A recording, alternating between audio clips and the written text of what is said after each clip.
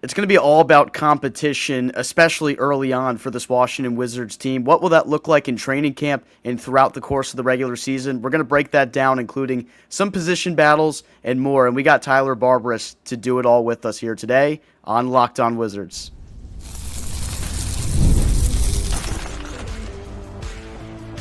You are Locked On Wizards, your daily Washington Wizards podcast, part of the Locked On Podcast Network. Your team every day. DC family, you're locked on to the Washington Wizards, where you're part of our family. We thank you for making Locked On Wizards your first listen every single day. If you're an everydayer, we appreciate you that much more. Come join the party, subscribe. We're available on all platforms free, as always. I'm Ben Schrober, one of your co-hosts here of Locked On Wizards. I cover all things DC Sports for 106.7 The Fan and the Team 980. Alongside us, always the DC Sports content creating savant, Abdoy Yubi. And today we are joined by a special guest, third time on the show for our guy, a host of the Let's Talk About It podcast, Tyler Barberis. You can see his coverage available on all platforms, mostly of Baltimore sports, but does dabble quite a bit with the Washington Wizards, Tennessee Volunteers as well. Tyler, how you doing today? Doing good, guys. Thanks for having me back on the show. I believe last time I was on was the pre-draft process. We were having the whole, Ace Bailey or Trey Johnson discourse. Ended up taking Trey Johnson, but really hyped just to talk about Wizards with you guys. Obviously, with the MLB season coming to a close and my Baltimore Orioles not doing too well, and with NFL starting again with my Ravens, I cannot wait for the NBA season because there's so much upside with this Washington Wizards team. Probably the most excited I've been for a Wizards team since the 2018 season after we sadly got bounced out in 7 against the Boston Celtics. But really excited to talk about the Wizards with you guys. Thanks for having me on. Yeah, of course, man. Just real quick, we want to remind you guys that today's episode is brought to you by FanDuel. Right now, new customers can bet just $5, and if your bet wins, you'll get $300 in bonus bets to use across the app. Download the app today at FanDuel.com. So, Tyler, we wanted to talk a lot about competition today and how it's going to be the nature of making this roster, of finding minutes for this team, because as we've stated many times throughout the summer, obviously a logjam of players on the wing. Bilal Coulibaly does go down, unfortunately, for the Wizards and for him. Likely to miss probably the first, or from now, 6 to 8 weeks. So he'd probably be missing around the first couple weeks to maybe month of the season. But with training camp just around the corner, what position battles have you kind of eyed in on for the Wizards upcoming here? Yeah, I think when you look at this Wizards team, the area that they're deepest is your wings, right? Your shooting guards, your small forwards, and your power forwards. What Will Dawkins and Brian Winger, have done in their regime is get guys that can guard 1 through 4, guys like Keyshawn George, guys like Alex Sarr. Now you thrust in a guy like a Will Riley, like a Jameer Watkins. I think that's where the most position battles are going to come in because there are so many players with very similar skill sets that are going to be competing for 20 plus minutes a game.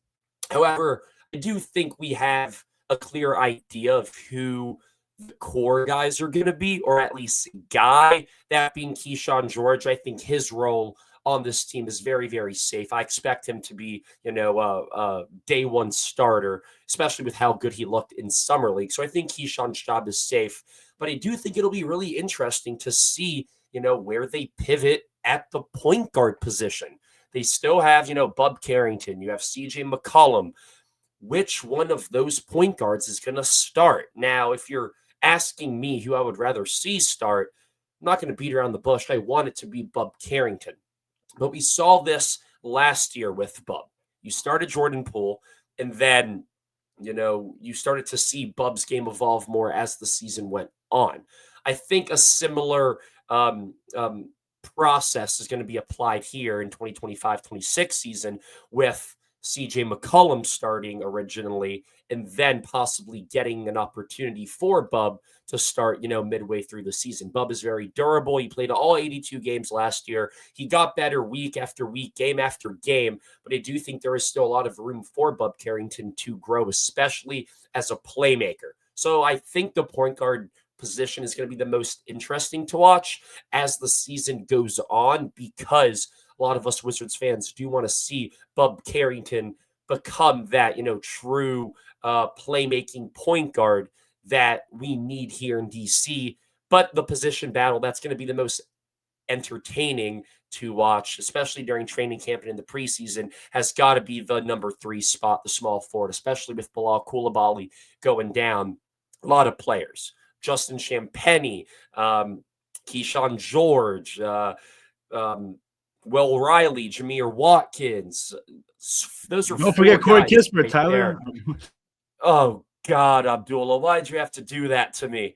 Corey Kispert, I guess, has to be slotted in there. But Abdullah proves my point that there's so much depth in this position. Brian Keefe is going to have to make a decision as to who he believes is best suited to start on opening week for us. But I do expect this battle to be up and down all season long. I agree with you. Versatility is key. That's what Will Dawkins wants to emulate the model here in DC. We saw what he did with OKC. And for a while, that competition I was looking forward to was Cam versus Bilal. But now that Bilal is done with the injury, that brings up the spotlight to Cam Whitmore. And for me, guys, I think the backup center role, Tristan Vucevic and Marvin Bagley. You bring Marvin Bagley back to DC. I always say, Tyler and Ben, that I love TV. I always talk about it. I think when given those minutes, he can produce. We saw that last season. And I don't want to see it last year where Rashawn Holmes got more minutes than Tristan Vucevic in games where we clearly weren't winning. We clearly weren't being competitive. So how does Brian Keefe balance those minutes? And maybe do you slot Vuce at the 5 and then Sarr at the 4? I mean, those are different types of lineups, but that's the competition that I'm looking for. There's one thing that you brought up a little bit, Tyler, and I wanted to kind of gauge your temperature on this because I could see where you're going. And with the Wizards situation right now, they almost don't have like a true one on the roster, and that's what you kind of alluded to. Maybe you see CJ get those minutes. I've been kind of the believer that Bub gets the nod at the 1, and then maybe we see CJ play at the 2 with Trey eventually coming off the bench. But with that being said, you have a bunch of different types of combo guards on this roster, not really a true number 1. Do you think you could see CJ slot in at the 2 and start? Because I think CJ McCollum will definitely start on this team opening night for sure. What if we see Bub and Trey compete for that spot at the 1? Is that something you've kind of envisioned at all by any chance? There's a part of me that wants Trey Johnson to kind of become that Devin Booker type player to where you are comfortable with this playmaking ability at the 1. But I think when you just have a natural scorer and shooter, that is Trey Johnson, you'd be wasting him by making him the primary ball handler because he's so much better when he's coming off of screens, coming off of pin down, floppy actions. That's where Trey Johnson's ultimately going to thrive, especially as a rookie, which is where I do agree with you, Ben, slightly with obviously Bub being that starting point guard to open up the season.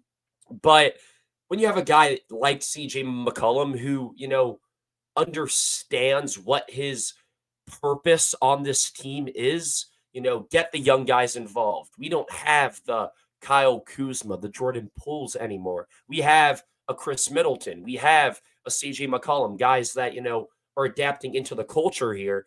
And I think it's very important to start that guy early on that would be CJ McCollum that does understand that culture, that will incorporate Trey Johnson's off-ball movement, hell, Corey Kispert's off-ball movement. Maybe he's a little bit better in the pick and roll with Alex Sarr. Maybe he understands the pick and pop a little more with Vuk. There are a lot of aspects that I still think Bub Carrington is a little further away from grasping that I think CJ McCollum has now. So to answer your question, but this is a little bit of a broader statement because I also am assuming that we do get to this. You're going to start at least one of CJ McCollum or Chris Middleton. I think it would be dumb not to slot in one of those guys, seasoned vets, right? One's won a championship. One's made the conference finals. Like, these are guys that you want to start and set the tone with early in games. So I think you are going to see one of McCollum or Middleton start early on. And that's where this whole position battle gets really, really tricky. Because if you do decide to start CJ, which I personally think is a better option, just because the position battle and the depth is so much thinner at guard than it is at small forward, power forward, which is where I think Chris Middleton comes off the bench. And then that's when you start Keyshawn George. That's when you start, maybe a Will Riley later into the season, right? So there are a lot of different options here with this Wizards team, but I think it would be smartest to start off with CJ McCollum as your point guard. Because also, Ben and Abdullah, if we want to get into, the logistical side of things, you want CJ McCollum to play 25, 28, maybe even 30 minutes a game, because you want to jack that guy's trade value up, because you want to be able to, deal him for assets at the deadline. So you gotta, put him on a pedestal and show the NBA that CJ on a 1-year deal still has it, which is why I do ultimately think they do start CJ and they bring Bub off the bench on the 6-man role. I think with me, Tyler, right before we go to break, I feel like that's what we've been saying. When it comes to opening night, I think the lineup's going to be Bub at the 1, CJ at the 2, Keyshawn at the 3, Chris at the 4, and then at the 5, Alex Sarr. And if that's the lineup, at what point do you think Trey Johnson will crack his name into the starting lineup? Game 15 to 20? That's what we think.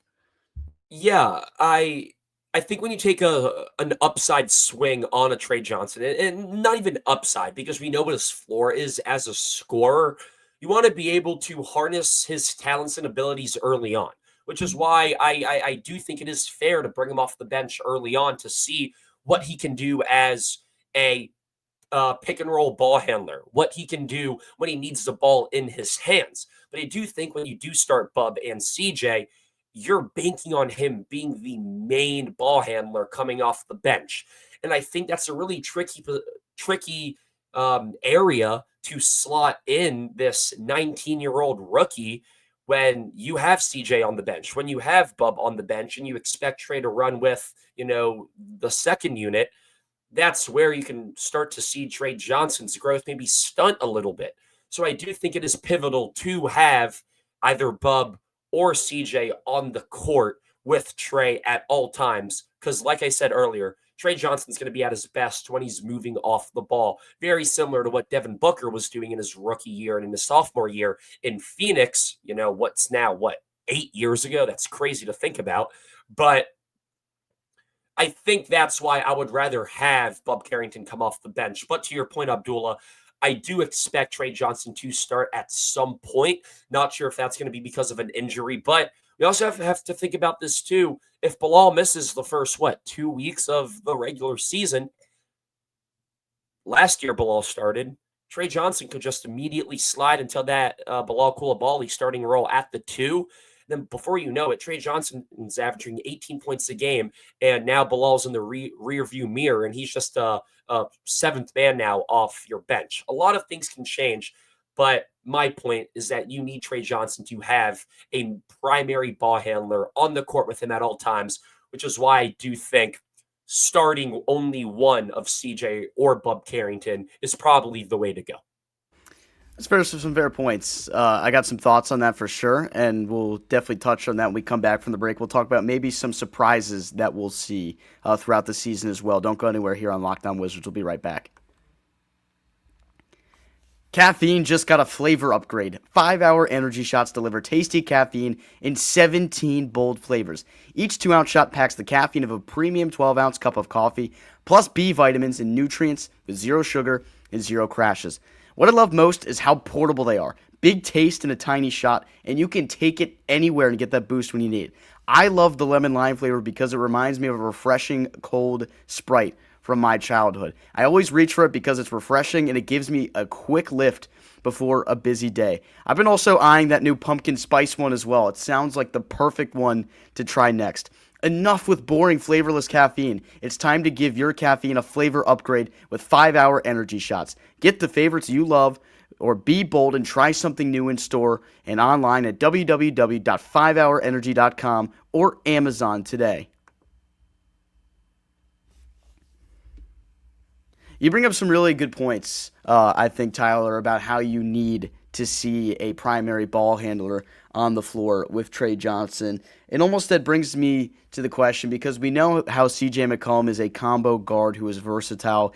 We know what kind of role he's going to have as a player. You do want to put him on the pedestal, as you put it very astutely, because you want to see if you can find any type of value for him at some point. It might be a little bit tough to move him, though, because of the money. So he might have to have his work cut out for him, for this Wizards team to find a suitor for him at the deadline. But maybe if a team has an injury or something at some point to one of their guards, a playoff team, he could be a perfect guy that teams would be interested in, especially contenders. With that being said, I'm not quite there ready to say it right now, but because I understand the process with Trey Johnson, and I don't think there's any rush, but I kind of want him to start opening night. I don't really know. Maybe you just see CJ McCollum play as the one for this team, have him be the playmaker that can be around Trey Johnson, because I don't know. I feel like there's just something about Johnson and the confidence that he displayed throughout the Summer League, that he displayed in his freshman season en route to a Freshman of the Year award in the toughest conference in college basketball. I feel like he just has that it factor, his mentality, the work he puts in off the court. He's someone that just seems like he is going to excel at the next level, especially early on. I'm not even really as much worried about that. So I definitely get the thinking where there's no need to rush it, because there isn't. They're not expected to win a lot of games. They don't need him out there to, get them wins or anything like that. But at this point, I'm almost like, why not? Why not? If you really feel like you have a dude that can become an all-star level player for this organization, someone that you feel like was a steal at number 6, just go out there and showcase him. Like, throw him out there and see if he swims right away. Because I feel like if you do start a guy opening night, you're kind of essentially telling him to sink or swim. I don't really have any doubt that he would swim. I mean, what do you think about that? I agree with you, because when you take a guy, 6 overall, that has tremendous scoring upside, by you bringing him off the bench, that's going to show in like, hey, you still got ways to go as a key contributor to our starting 5. But with Trey Johnson, I don't think that's the case. And I think all 3 of us know that Trey Johnson, regardless of, how many minutes he plays or how many shots he takes, he will be an efficient scorer at the next level. We saw it in Summer League. He's a natural shooter. He has a natural feel for the game. He has dribble counters. Now, his downhill finishing needs a little bit of, retooling, but this is a guy that I think will thrive early on. But I also think that he will continue to improve, because you're expecting the Wizards team to look significantly different come late February. We expect this every single year. The team always looks significantly different. So when Trey Johnson does get the opportunity to, become a 10 to 12 shots a game type of guy, and then he gets 14 to 16 shots a game, that's when you're going to start to see his development really start to pan out. And I think it would be a little foolish not to start Trey, because you want to see what you have in him early on, especially, with the difficult games that the Wizards do have to start the season. They have a really, really tough first 11 games. And throw it in the fire, man. See if you can hang with the big dogs, because this is a guy that you're putting a lot of your chips into, hoping that Trey Johnson can be the future of this franchise. He could be the next, 30-point scorer here in DC, like number 3 was for us 5 years ago. But I also think it's important not to overlook the other players that they also have too, that are more developed or maybe a little bit more along the way in their careers, like a Cam Whitmore, like a Justin Champenie.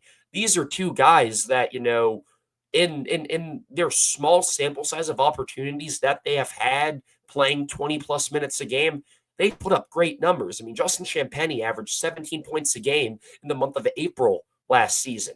And Cam Whitmore, we all know what Cam Whitmore can do. So I think it's important not to look and just say early on, all right, this is our 6th overall pick.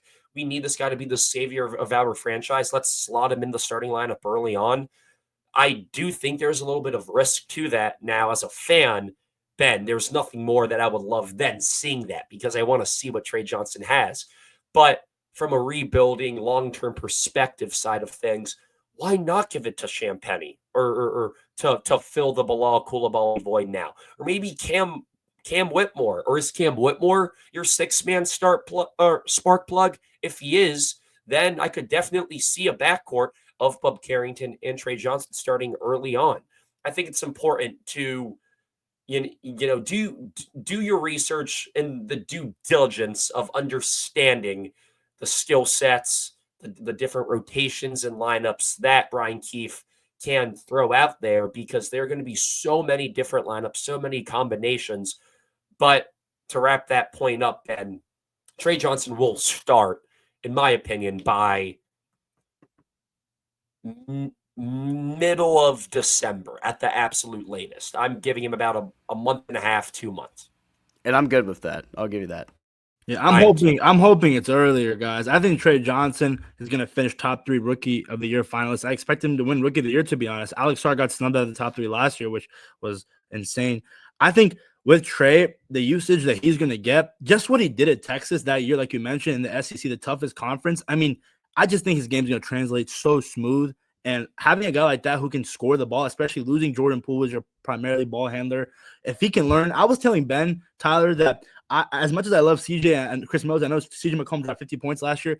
I want Trey Johnson to take those last-second shots at the beginning of the season, at the end of the season, because at the end of the day, I saw there was games last year. I remember when Chris Middleton took a last-second shot in a competitive game, and I'm just like, I get it. You want to win the game, but at the end of the day, 3-4 years from now, who's going to be that guy taking that shot? It's going to be Trey Johnson. So that's one thing I want to see. Coach Keefe, tell the young guys, hey, get your time to shine. I know those vets, they know what they're going to do, but I want to see what you can do, because down the line, those shots are going to count when you're in competitive games in the playoffs. And one thing that I want to add on top of that, Abdullah, because I meant to say this earlier, but I completely forgot. Even if Trey Johnson doesn't start for the first 20 games of the season, he will be playing in crunch time. He will be playing the final 5 minutes of the game. And I think that's way more important than playing the first 8 minutes of the game. Because when it matters, you want to see what your young guy has when, there's 5 minutes left, you're down by 2. Him being on the bench does you no good. Him starting that game and playing the first 8 minutes and scoring 4 points on 2 for 5 efficiency, cool, that's great. But the real evaluation is going to be, okay, is Trey Johnson the guy that we want to give the ball to in the final minute of the game? And that's where you're going to see Trey Johnson really start to stand out on the court. And to your point, Abdullah, about Rookie of the Year, make those odds go in his favor a little more, because in my opinion, he will be taking a lot of those game-winning shots. All right, real quick, when we come back, we'll maybe discuss some players that we feel like aren't getting enough attention ahead of training camp and the battles that will ensue before the regular season, and maybe get some bold predictions in there. Stick with us here on Locked On Wizards. The NFL season is here, and FanDuel is making sure you're ready for kickoff with a can't-miss offer. Right now, new customers can bet just $5, and if your bet wins, you'll get $300 in bonus bets to use across the app. I love using FanDuel because it fits how I like to bet. It's player props, building same-game parlays, or even jumping in live as the action unfolds. If you're just trying to make a game more exciting, or you're watching your team, or just keeping an eye on the fantasy lineup, FanDuel is the best way to do it. Quick, easy, and it's the best way to add a little more energy to Sundays.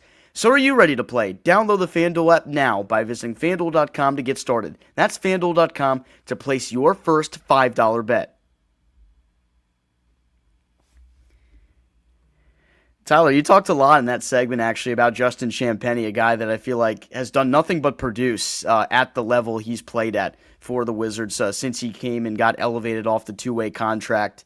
Where does he fit in with this organization, maybe down the road a little ways? Because I think we know what he brings to the table right now. He's been a great depth piece, and as you mentioned, can score at a very efficient rate and did so pretty much throughout the entirety of the time that he was up last year. But when you think about the long-term picture with him, where do you see this going?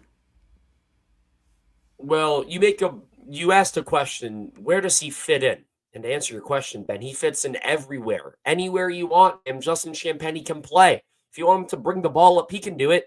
If you want him to, guard the best player on the opposing team, he can do that as well. If you want him to play small forward, he can. Power forward, this guy likes to rebound. He averaged He averaged near 6 rebounds last year.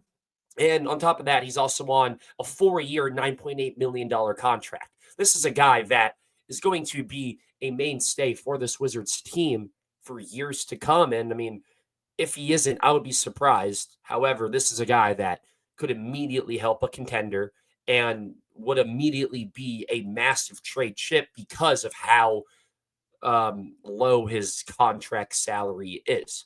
But right now, what can he provide for the Wizards and where does he fit in?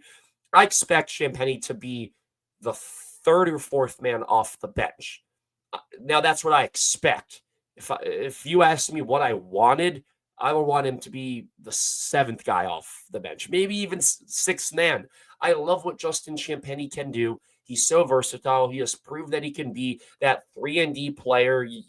Sometimes he even looks like a better Bilal Coulibaly, maybe a little bit less athletic, doesn't have the same defensive versatility as him, but Champenie understands the game so well. And I really want to see Champenie play with the Bub Carringtons, the Trey Johnsons, the Keyshawn George, the Alex Sarr unit more, because when you think about it, Champenie at the young age of 24, he fits this timeline a little bit, right? He's on a 4-year deal. By the time he's 27, 28 years old, I'm assuming this Wizards team can be a playoff team. You want Champenie to be a mainstay in this rotation for years to come. And I want to see him get as much reps with the mainstay players on the Wizards roster now, those being the young guys, not the Chris Middletons, not the CJ McCollums. But I do think it is going to be really interesting to see how Champenie can play when a Bilal comes back, right? And especially now with you throttle in Cam Whitmore into the mix, Will Riley into the mix, how Malachi Branham in the mix, Jameer Watkins. I just named 4 or 5 guys that are hungry for playing time. However, I do think Champenie has the advantage here because he's been on the team the longest out of the players that I listed, minus Bilal Coulibaly. But, guys, you kind of have to wonder, where does this front office stand with Bilal? He has a contract extension coming up soon. If Justin Champenie and Cam Whitmore completely outplay Bilal, wouldn't be surprised, if you started to see Bilal drop down a little bit more in the rotation because of the emergence of a guy like a Keyshawn George. But to finish or to answer your question fully, Ben, I fully expect Champenie to be one of those players that plays 15 plus minutes a game. That's what I expect from him. And in the month of April, like I said earlier, in the 8 games that he played in the month of April, he averaged 34.5 minutes a game, averaged 16.3 points a game, 9.7 rebounds. He was putting up 2.5 stocks a game, 41% from 3 and 58% from the field. Now, I'm not saying Champenie is going to be a guy that plays 34, 35 minutes a game, but if you were to look at his per 36, he's averaging a double-double on 50, 40, 90 splits. So I think Justin Champenie has done everything that he has had to do to make a strong case for him to be a top 8 player on this team and in this rotation. And I really hope that Brian Keefe sees that. Shout out to JC. That's a guy from the Capital City Go-Go, another guy they figured out a way to develop those guys via Jordan Goodwin, him. There's so many things those small things that hopefully will add on to make this team a championship. But last season, we saw a guy in JC who, when given minutes, took advantage, effort defensively, the 3-point shot. I think he can fit in right in with his age of 24. I think he's above Corey Kispert on this roster. I think Corey Kispert is the odd man out. And at the end of the day, I think a guy like him, if you just plug him in there and play, he's going to go out there and produce. I want to quickly, one last question. When it comes to surprises and what we're not talking about enough, I think with Bilal being gone, who's the defender of this team now? I know Alex Sarr can protect the rim, but I think opening night, guys, I want to see Keyshawn George guard Giannis Antetokounmpo. Like, I don't know who else maybe has the capability of doing that, but that's a guy who I want to see him to step up his defensive game, because we know what he can do in the passing lane, and he can block shots, and he got taller as well. So I don't know, Ben, what do you think about that? I think I would defer to Keyshawn George maybe as the best on-ball defender on the team right now, as a guy that would start. Champenie, also a guy that can defend the ball pretty well. Also, but Alex Sarr you can't really undermine what he's able to do as a rim protector. So if you had to look at it from that perspective. He might be the best defensive player. He might have the best opportunity to make an all-defensive team because of his rim protection ability. But Keyshawn might be the guy that you want to guard arguably the best player, best ball-dominant scorer that each team has. Yeah, I guess, Tyler, we could just get your final weigh-in on that real quick before we get out of here. Yeah, I'm in agreement. When you look at what Keyshawn can do, his size, he grew a lot. He filled out his body a lot more, especially in summer league. You were seeing him, stretching out his undershirt. He looked a lot more defined. This is a player that I do expect to guard the Giannis's, to guard the Pascal Siakams, just like those good power forwards that are in the East. But a player that is freakishly athletic, probably the most athletic player on this team, Cam Whitmore, at 6'7", 210 pounds. This is a guy that very well should be able to jump into passing lanes, right? Rack up those steals, rack up those blocks with his athleticism. Now, I'm not saying that I expect Cam Whitmore to guard the on-ball best players on the other team. I don't expect him to guard the LaMelo Balls, the Jalen Brunsons, but as a help defender, right, you got to have some sort of trust and faith that if Keyshawn were to, shadow Giannis to one side, that Cam Whitmore on the weak side can jump into the passing lane or swat a ball back into the stands. And before you know it, this team's running out in transition and it's showtime. So I really want to see Cam Whitmore improve as an off-ball defender, because this Wizards team right now, boys, they're meant to run. They're meant to play at the fastest pace in the NBA. So in order to do that, you got to be active in passing lanes. And I think not having a guy like a Marcus Smart is going to hurt, and a Jordan Poole is going to hurt you now. But this is where you need guys to step up. And I think Cam Whitmore and Keyshawn George will and should be able to do that in this season. Tyler, well said as always, man. We appreciate you for coming and joining the program once again. Yeah, appreciate it, guys. I love talking about my Wizards. I've been a fan for damn well over a decade now, and I'm excited to watch them. I mean, I don't know. I gotta get back into Capital One Arena at some point. I only went to one game last year. I was in Knoxville in college for a majority of them, but hell, maybe I'll take a little quick train ride to Charlotte, catch a Wizards at Hornets game or something like that. But I appreciate you guys letting me hop on and go Wiz. There you go, man. Should be exciting season coming up, and a lot of those competitive battles that we talked about today. We're going to see everything finally culminate when the regular season starts. That'll do it for us today here on Locked On Wizards. We thank everyone that's an everydayer and joined with us. Shout out to our guy, Tyler Barberis. You can check him out at his Twitter account, Tyler Barberis _, and also at the Let's Talk About It podcast, where he's a co-host over there. You can check that out wherever you get your podcasts on all platforms. Alongside, as always, that's my co-host, Abdul Ayubi. I'm Ben Schreiber. Wizards Nation, we're out. Check us out next time.